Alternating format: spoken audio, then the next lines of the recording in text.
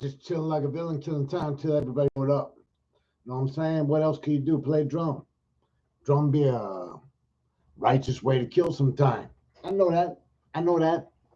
I don't need you to tell me that. I know that. Hello, Michael, Kathy, Rachel, and whoever else is hiding in the bushes. Come out and play, everybody. Say hi. Say hi. I just said hi. Hi, Chris, Becky, Mark, and if they're here, hi. Okay. Don't make me shoot. Uh, all right. But you know what? I'm invigorated. Yeah. Because if I'm going to be here, I'm invigorated. What I should have done, and I didn't think of it until just this second, I should have gone to the Plano Civic Center and sat in on the drum circle and podcasted from there. They're starting at 6. They said they're going to end around 7. I said, I'd like to come. I would have come. I would have gone. I would have gone right after this. But I only just now thought, why didn't you go earlier and you could have podcasted from there? Damn, I'm not the swiftest thinker. But in my own defense, I'm tired. I shouldn't even go out. I did what I'm supposed to do. And this is an interesting phenomenon. Okay? Hi, Radine. Hi again, Becky. Hi, Rose. All right. I'm going to tell you about the phenomenon. Okay? So if you're on my Facebook, those of you that are, you already know. I buy this today. I got up at 3:55 a.m. and did my thing. Got ready out the door at 4:45. Got my buddy Paul, 5 a.m. Boom chakalaka, man. We rolling. We rolling in the dark. But here's the thing about the dark. The dark is much cooler than the light. So off we go. We're riding. And by the way, what I did was I tried something new. I took my electrical bicycle, but I stripped it down as best I could to try to increase the miles I could go. Don't you know, the last 10 miles, I had to turn the juice off because I was afraid I had nothing left, really. And what I've discovered in the past is you just don't want to run completely out because that's when you run into a hill. Anyways, so Paul and I, we boogied, man. We were doing it. We were having a good time. I mean, you know, you're out there. I talked to you all about this last night. I'm just reiterating. Okay. So you're out there and it's kind of cool out early in the day. It's not quite humid yet. It's not hot yet. And we were just having a good time, man. You know, we were feeling it. And we got up to Irwin Park in McKinney, North McKinney. And we turned around, we stopped for breakfast. I don't even know what we had. I mean, Paul's in charge of breakfast. I know, and it's too long to explain, but he's got his particular taste. So we're at Starwood Cafe. Next thing I know, we got pancakes. We had never had pancakes. I don't know how we got pancakes. I don't know what was on his mind. Doesn't matter. Got pancakes. You know what I'm telling you about that? Because I'm going to tell you, pancakes are heavy. Compared to egg whites, some toast, maybe a little avocado, whatever, man, pancakes, heavy pancakes. Anyways, so did pancakes, we did some egg whites and some sausage, and it felt like lead weights, but you know what? You got to go, you got to roll, you got 25 miles to get home at least. So, and we had like 45 at that point. So we came home. Anyways, it was great, except for the last 10 miles. That wasn't great. It was okay. It got my heart rate up because I didn't use the motor, except for a couple of hills. Anyways, I got home. And you take off your sweaty clothes and you should jump in the shower because you're sweaty. Nope, nope. Had to eat and passed out. Probably only for 5 minutes, but I was gone, right? Okay, so here's where I'm going with all of this. Um, where I'm going with all of this is, can you believe that after riding for over 5 hours, I think there's a total of 7 hours out and about, I'm feeling bad that I didn't do more with my day. Well, when that thought came into my mind, because I'm just laying around watching the Tour de France from yesterday, and I'm thinking, shouldn't you be doing something besides sitting around watching TV? And a thought occurred to me. What more do you need to do? What is wrong with you, son? Just shut this up. All right, now back to y'all. Um, Chris and Becky went out to White Rock Lake in Dallas and found that the Dallas Running Club was there in force, in numbers. And as my friend Paul and I discovered about 5 years ago, we don't go to White Rock Lake. It's a nice ride, but you don't go there on the weekends, especially early morning, because there's these running things that they put together, and there's hundreds of people, and they don't care if they're blocking the trail, and they will mistakenly say something to you. So we don't go that way anymore. We go north. We don't have any issues. All right.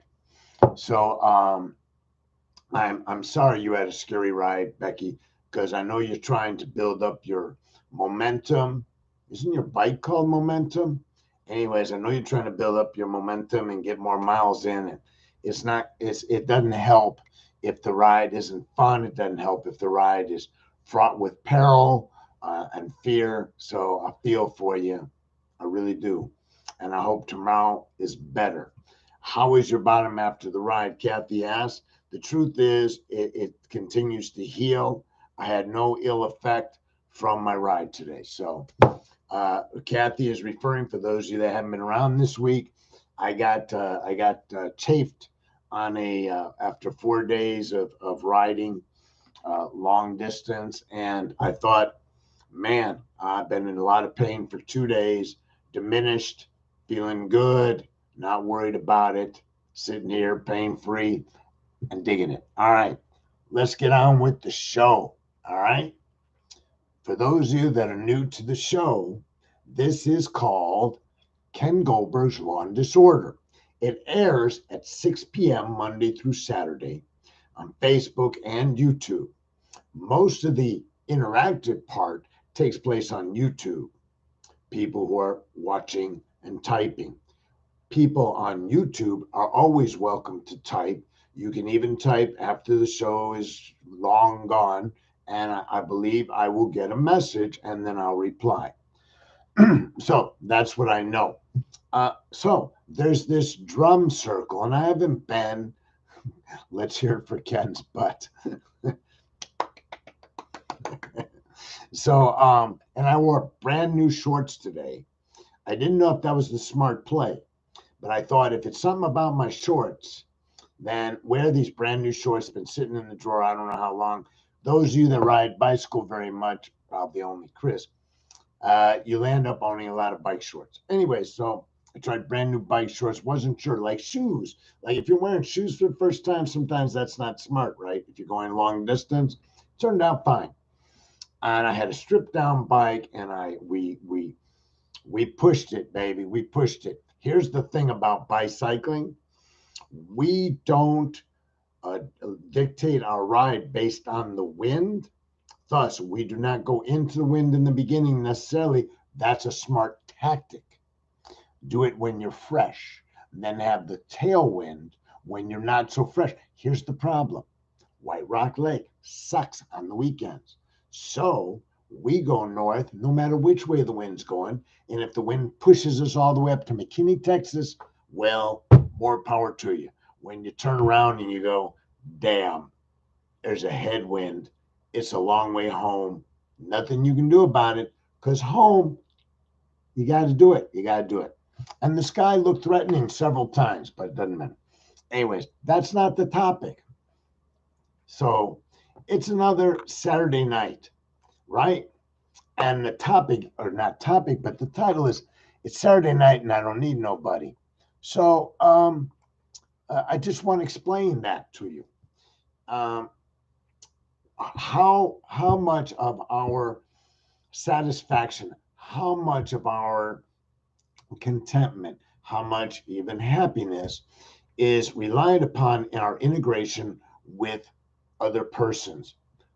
So many people uh, feel compelled to be in relationships. I'm include me in that. I often feel compelled to be in a relationship for the following reasons. I have traveled extensively. I've traveled Europe, and I've traveled Thailand. I've traveled in Mexico. I've traveled in Puerto Rico, which is the United States. I've traveled all over the United States. And I found that there was some uh, frequently you find some place really nice, like you're staying on a mountaintop, you hiked up there, you're by yourself, and you're like, ooh, ooh, ooh, I wish there was somebody to share with. Didn't even have to be a romantic relationship, just relationships.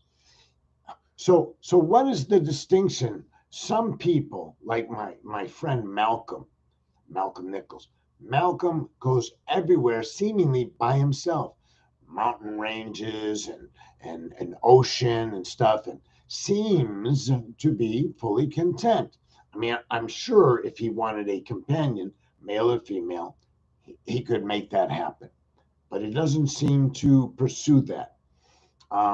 So he may be in a relationship, but he doesn't. That relationship is not depicted on Facebook when he posts his post. On the other hand, I know people that crave a relationship. They don't just want one. They feel compelled to pursue it. Match.com probably survives and thrives on the notion, right?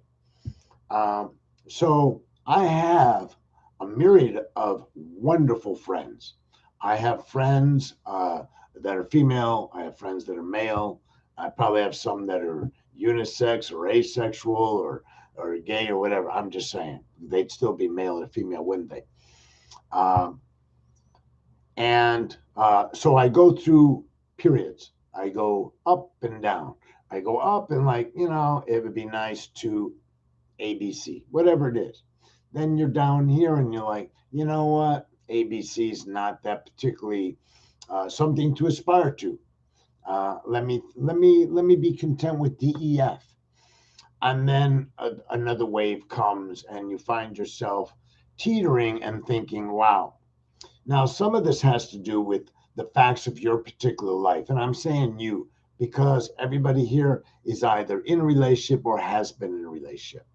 And so there were times in your life when you were possibly you lived alone and you found some value to being alone, and other times you're in relationships and you find value in being in relationships.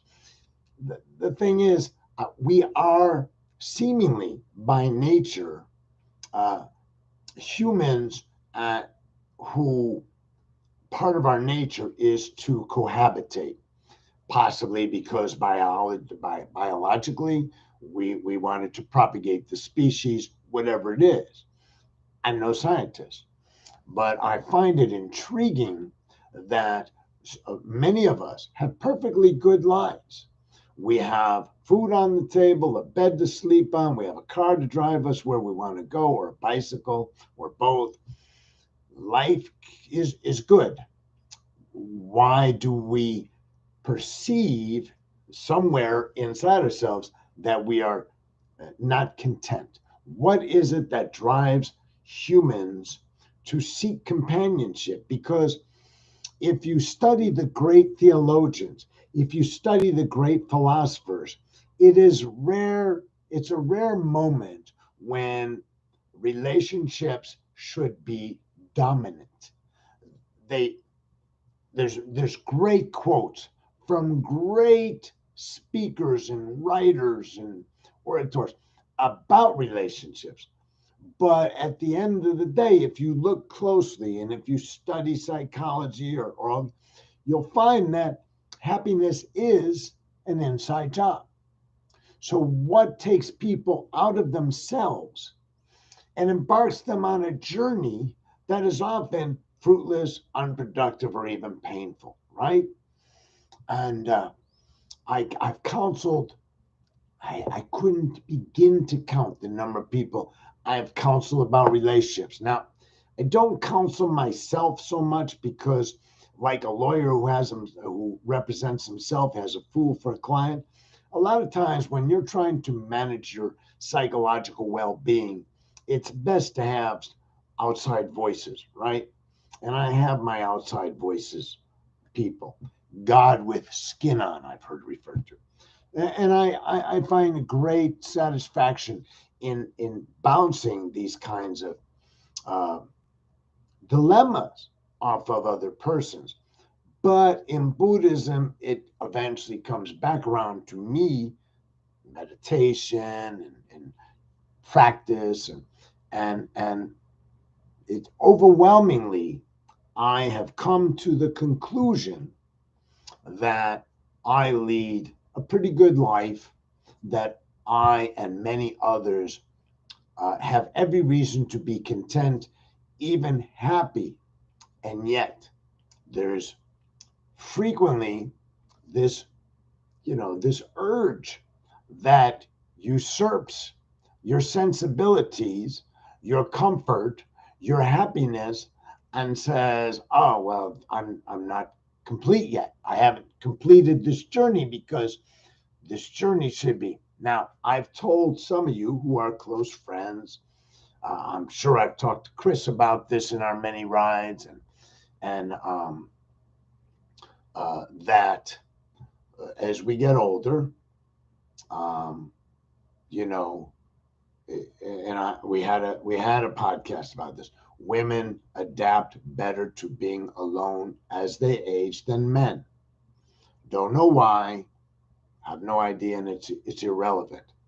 But if you are a male, as you age, despite what you see in the movies and all the other bullshit, as you age, you come to you must recognize that if you're going to facilitate a relationship, um, you ain't getting younger, and being older can be a significant disadvantage when you're jumping in the pool, the dating pool.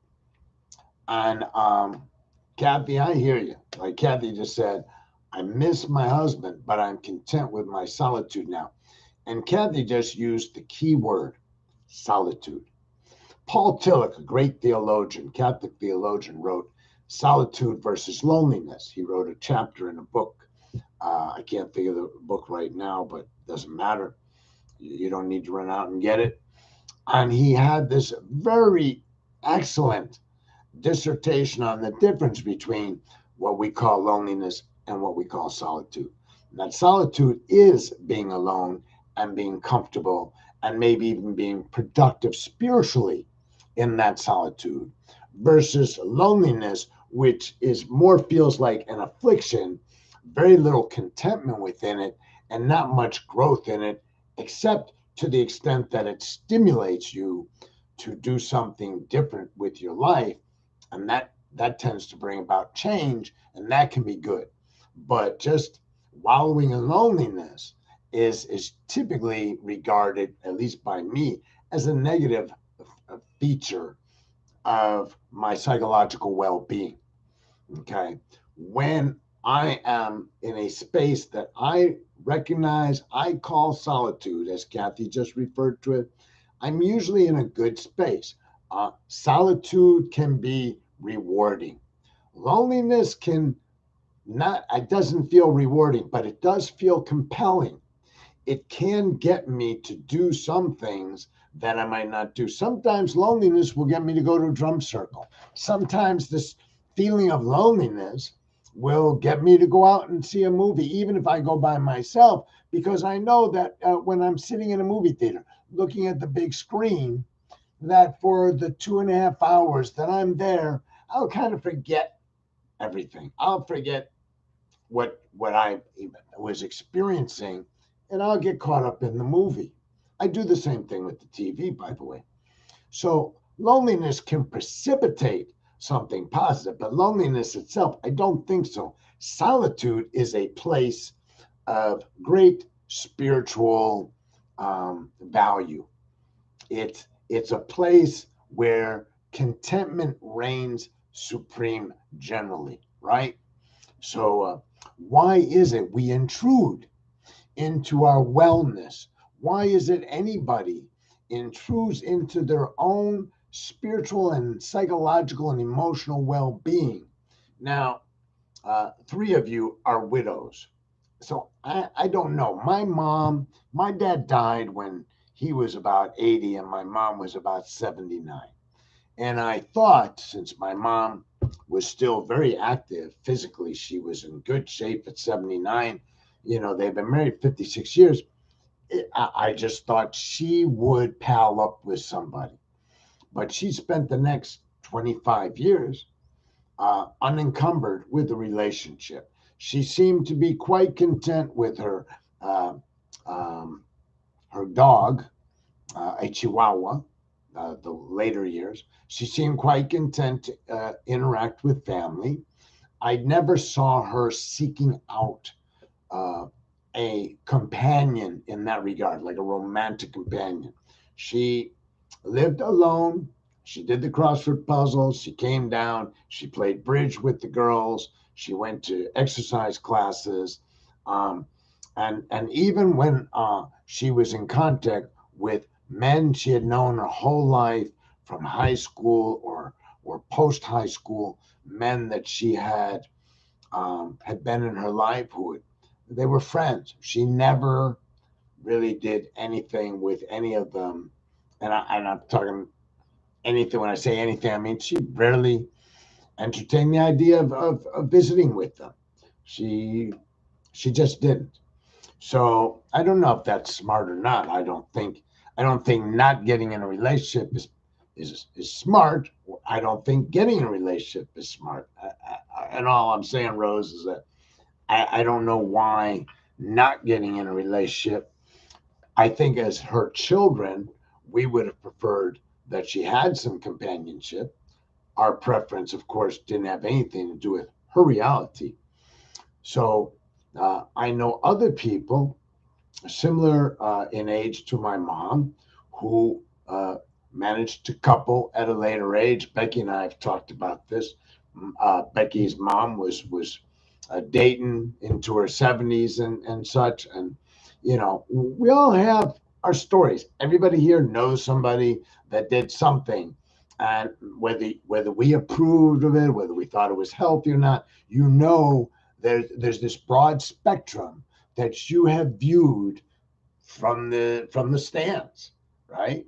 And then there's your own spectrum. There's your own continuum where lurks happiness or sadness. And um, the point of bringing this up and putting in the title Saturday Night and I Don't Need Nobody, you may remember that uh, Sam Cooke sang the song. It's another Saturday night and I ain't got nobody. It was a play on that. You probably picked up on that. And, it's Saturday night. And I thought, well, for me, I think I just want to show up at the drum circle. Geez, I reached out and they said, well, it's scheduled to go till 7, 1 hour drum circle. Really? Anyways, but the admin of the Facebook page said, but we'll go until we're tired. Yeah, I don't know that I want to travel tired up to Plano, get there at about 7:15 and see everybody picking up their drums and walking away.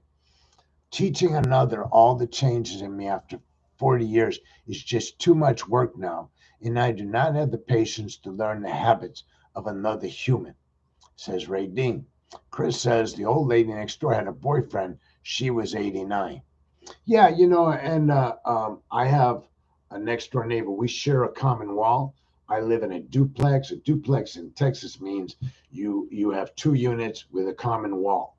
It's a little different definition than we had in Chicago. And her husband passed away 2 years ago.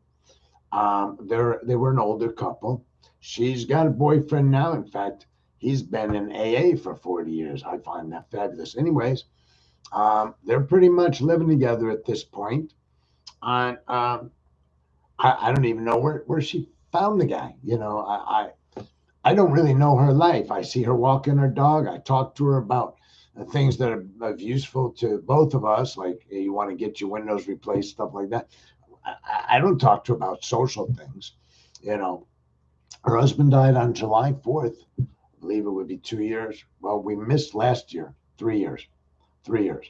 All right. So a lot of people are older and date. Radine, I think, has just articulated quite well what probably a number of women who have lost their husbands after many years often think. Teaching another about yourself after 40 years is a lot of work that maybe a lot of people, some people don't want to go through. And the corollary is having to learn the habits and adapt to habits of another human being. Why? How much value is there in it? Especially if you're okay where you're at. Therein lies the dilemma. Are we okay where we're at? Some of us can be in relationships and not be okay where we are at. We're just tolerating a relationship, or we feel compelled to be in whatever it is. So relationship is not how we find this inner contentment typically. A lot of people do feel very strongly though that a relationship brings contentment. And as a result, they either nurture the one they have or they pursue the one they do not have, and often find themselves serially disappointed. I used to jog with the Chicago policeman, and he was a Palooka boy, Marshall, yeah. And we would jog. He used to be a Golden Gloves boxer, a Chicago policeman, and he had the tattoos of 4 different women's names on his body. And he was right off of TV. Palooka, you know what I mean? And, but he was okay, and I would go running with him. He was a real fitness guy, and I said, I think he maybe had 3 names on, and I was cautioning him, maybe you don't want to put any more women's names on since you're not with any one of the 3. As I recall, he added another name despite my admonition to him not to. Marshall didn't feel okay when he wasn't in a relationship. He felt the need to be. I've arrived in my life, like so many of you, not particularly Rose or Radine or Kathy, that I might want to be in one, but if I feel like I need one, I think that's detrimental to good mental health, good emotional health, and even good spiritual health. And so I retreat from that sensation, that thought that I need a relationship. I don't. And I absolutely understand that intellectually. But what is it that visits people emotionally or erupts from within? It's not visiting suggests it's on the outside. What is it that erupts from within that makes people sometimes sabotage what is a good life and sacrifice a lot of peace so that they can be in a relationship? So many young people, I got this young lady friend. I haven't seen her in years, and we're not close or anything, but we're Facebook friends. Well, the other day she posted she had just come out of treatment. And I was like, yay, it was long overdue. Get some treatment and get clean and stuff like that. And then she posted that she's in a relationship, like the next day, in a relationship. I don't know with who, and it doesn't matter. Here's the thing. I kind of wanted to reach out to her and say, because she's had relationship issues from day one. Her Facebook page was full of angst about her relationships with men. So I thought to myself, this is hazardous for somebody newly embarking on recovery from addiction to take on a relationship, because if that relationship disappoints, we know historically, anecdotally, empirically, that can result in a relapse, because it stirs you up, it makes you feel bad, it makes you think that if I drink or drug, I may feel better right now. Okay. So I would like to have cautioned her, but we're not that close. I ain't caution her about anything. But that was my thought. My thought was, oh man, man, I don't know that that's cool that you announced yesterday you just came out of treatment. You're going to be doing this thing called sobriety or recovery or whatever you want to call it, and then the next day you're in a relationship. Um, it's all I'm saying is it's perilous, right? Because relationships are perilous, because relationships have so much influence, authority even over the way we behave. Some of that to the good, some of that to the bad. Most of you know at some point in your life, maybe not now, maybe in the past, you acted better because you were nurturing a relationship with somebody else, a significant other. So you did better, you behaved better because you valued that relationship, and you knew that the behavior that maybe you were inclined to do was going to be damaging to it. So a relationship can stimulate better behavior. It can also bring about bad behavior, worse behavior, however you want to characterize it. In that, we're having this difficulty, and we start getting resentful, and we start acting out on the resentments. I'm saying I say we, I mean we, these people like myself. We start acting out of these resentments. We start, you know, for some men more so than women, but not exclusive to men, affairs. People going out and having affairs because they're not coping in a healthy way with the relationship they're in, or they get high, not because it's just a fun thing to do, it's a nice recreational high. They're doing it because they're stuffing their feelings.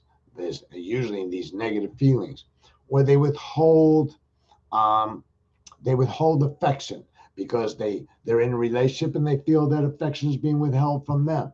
In other words, resentments, resentments, resentments. So it would be nice if there was a guidebook, and there is in Buddhism, but it's that's a little complicated. It would be nice if there was a simple relationships for dummies book that you could read, and it would tell you when you're about to act stupid, here's what you need to do. Here's what acting stupid looks like. Here's what acting stupid feels like. Here's what acting good looks like. Here's what acting good feels like. It would be nice. Doesn't, but most of us would not follow it, but it'd be nice to have it. You know what I mean? Because almost everybody has been in relationships and had feedback outside of the relationship from others who said that's really a bad relationship, that's a good, whatever it is. And they, whatever it was, even when they sought advice, they still did whatever they damn well wanted to do because the compulsion was there to do something. Besides sex, people cling to that horrid phrase, he, she completes me. I hate that phrase. I think we all probably recognize that that's not a healthy attitude. I get it. Now, it's possible, I'll guess, that some people are in a healthy space and that somehow being in a relationship can, in a way, be that a piece of that puzzle.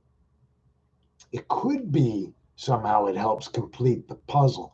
But typically, when you hear the phrase "she completes me," you're listening to somebody who didn't have doesn't have all the pieces of the puzzle outside of that, right? Um, but I think it's the human experience.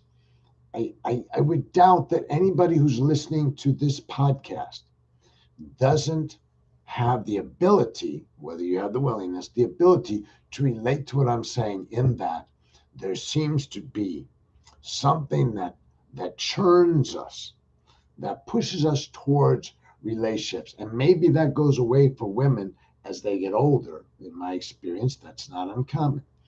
Um, so it dissipates whatever that drive is. You post propagating the species, and you were in a relationship for a long time, and you're like, you know what, I've had enough of being with somebody else. Women have a different kind of cultural orientation because they often feel like they were a second class citizen in relationships. They often feel that they're second class citizens in many venues, and to be alone and to be able to treat themselves the way they feel they wish to be treated, they should have been treated, can often be very liberating. So I think it's possible that maybe women can more readily drift away from the notion I've got to be in a relationship, because relationships were essentially being run through the ringer for 5, 10, 20, 50, 80 years, whatever it is. Men, because they've typically had the upper hand in relationships, because they've typically had the upper hand in society, culturally, in the workplace or whatever, they may feel like they need, as some women would say, they want a woman to take care of them. That may be true. That's that we set to the side. They want a woman because they don't have as much of a negative connotation to the idea of being in a relationship, because they weren't in a subservient position in previous relationships. So they don't associate getting into a relationship as giving up some part of themselves or giving up independence. It's not, they don't perceive it as a sacrifice. They perceive it as an addition versus subtraction. My experience talking to women, lots and lots of women over the years, is oftentimes a relationship, making a relationship work, involves subtracting from what they would want to do, what they need, what they feel, you know, and men are, to them, it's all about addition. She completes me. She cooks. She cleans. She remembers where I put my keys. So I think that culturally we're finding that we have these these cultural influences which may push these buttons, which control of what originated as a human need. Because I don't know that relationships are not a need. I don't know that we aren't designed by nature, nurture, science to, as I said, if propagating the species um, is essential, then we may have had built into us a compulsion, thus a need, to be in a relationship, because it leads to sex, and sex leads to children, and children propagate species. Uh, but as we get past childbearing years, all of us, that does that diminish? Does that still lurk? Is that is life already poured a lot of cold water on that notion? I don't know. I didn't come here today to have answers. I came here today to ask questions, and it's getting time to wrap up in a moment. Um, but I live by the idea that needing to be in a relationship has always been a detrimental attitude that I have harbored off and on my whole life. my experiences with drug addiction typically involved relationships. In 1982, when I went into treatment, I had been out of a relationship I valued at in 1981 or in 1980, whatever it was, when I broke up with my girlfriend, Beth, at that point in my life, that was the biggest emotional hit I had experienced. And uh, drugs and alcohol served as a band aid for the next year. And then I went into treatment. Jump ahead to later on when I started doing drugs and alcohol years later. Um, not it wasn't so much about relationships, but relationships played a part. Relationship breakups, more so than being in the relationship, breaking up in a relationship, it often leaves me temporarily scarred. And and while that scar is healing, if I allow it to heal, I can often make bad emotional decisions because there's a grief associated with those losses, just as there's grief associated with the loss of any person who's important to us by death, by breakup, by distance, whatever it is. I made as much sense as I could, and I came here to communicate that it's another Saturday night and I ain't got no buddy is I mean, it was a popular song and rightly so. But maybe somebody should also wrote the song, It's Another Saturday Night and I Don't Need Nobody. All right, let's do some metta. Let's close with loving kindness. Isn't that a wonderful way to close a discussion about compulsions as pertains to relationships? Shouldn't we be able to end each day, whether we are not in a relationship or in a relationship, whether we're happy or unhappy personally? Isn't it more soothing to be able to exercise metta, compassion, goodwill, than to go and end the day on a note of bitterness or grief? Of course, grief is grief, and I don't know if that really plays a role.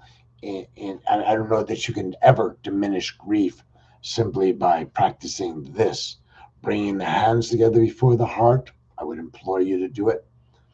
Um, Bowing the head, closing the eyes, taking a deep breath, and thinking to ourselves, may I be happy, healthy, free from harm, free from anger, anxiety, and fear. And may this practice lead to greater peace and comfort. May my mother and father and all my family members and all my friends be happy, healthy, free from harm, emotionally well, right? May they find a path that guides them to a life of peace, comfort, contentment. Can persons I harbor ill will, I dislike them for whatever reason, let me abstain from nurturing that, and instead at this moment, if only for this moment, nurture the notion that they should all be happy, healthy, free from harm, enjoying their lives in this moment. And to all living beings, if all living beings are happy, I believe we as observers of happiness would find greater peace and happiness. So may all living beings be happy, healthy, free from harm. May all living beings be safe, comfortable, and at peace. Satu, Satu, Satu. Well, thank you, Kathy and Mark and Ann and Joan and Rose and Rachel and Chris and Becky and Kathy and Ray Dean and Mike. And if I skipped you, I didn't mean to, whoever you are. Um, don't forget Sunday school. So Y'all are cool, babe. It's if I didn't have friends, I think I'd probably just end it, man. I think this notion of relationships is this always this self-destructive tendency to enjoy relationships, to pursue relationships. The best cold water for it is friendship and an internal recognition that we're all okay just the way we are. But your friendship, in my particular case, has a cooling effect on this passion to just check out. Just fuck this. It's too much effort. What am I doing? Why do I wake up? Why am I doing what? I'm just saying. Good night. Have fun. Enjoy the weekend. Thank you.